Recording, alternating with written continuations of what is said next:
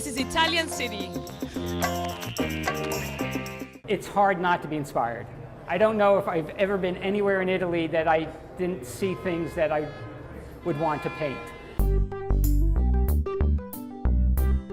I'm an artist. I show here at the Fischbach Gallery. Also, part-time, I'm a billboard painter around New York City, painting some of the really large wall advertising that you see around Manhattan.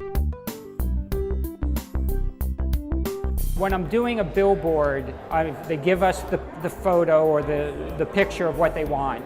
And my job is to make that, do it big, like 80 feet, but do it as close to that picture as I can.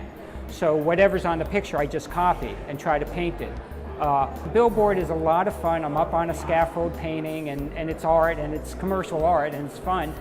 But I'm just trying to get it to look right, and not even try to get it to look right where I'm painting it.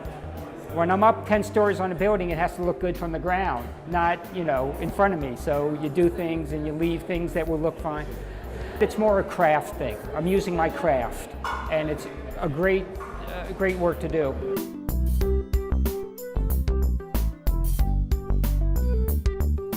The first time I was in Italy was the early 80s. It just has the most to see. It was the most fun I had in any country, and I just thought it was fantastic.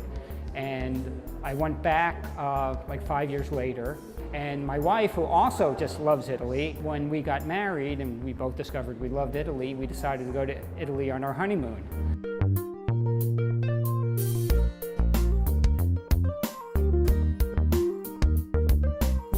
I always paint a lot of different things, but after my last show, I was just thinking, what should I paint next? What should my next show be about?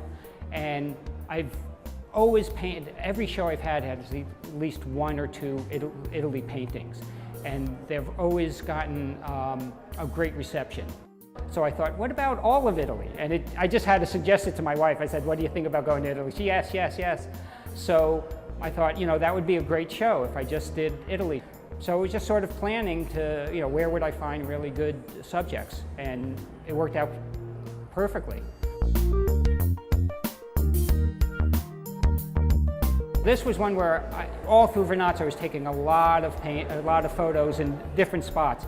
I was here, I probably have 5 or 8 from this spot, and actually some more near there. So I was never sure what painting I would do with Vernazzo. I knew I would since it's so gorgeous.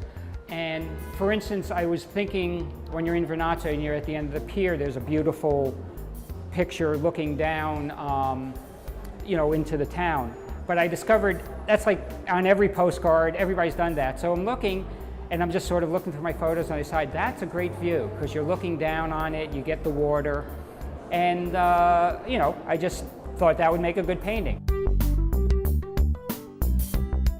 Porto Venere is famous because Lord Byron, the famous British poet, lived there and would go swimming, and actually that's next to a place called Byron's Grotto. You can see a gray day and the water was great, and I decided to frame it with this picture from the from inside the church.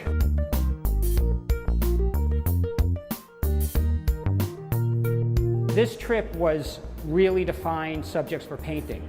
So anytime I saw something that could be a good painting, I would take a lot of photographs of it from different directions and because I knew that the more information, the more photos I have. None of these paintings are from like one photo, that I just took one photo and painted it. There are multiple, 4, 6, 10 photos that I would use for the composition.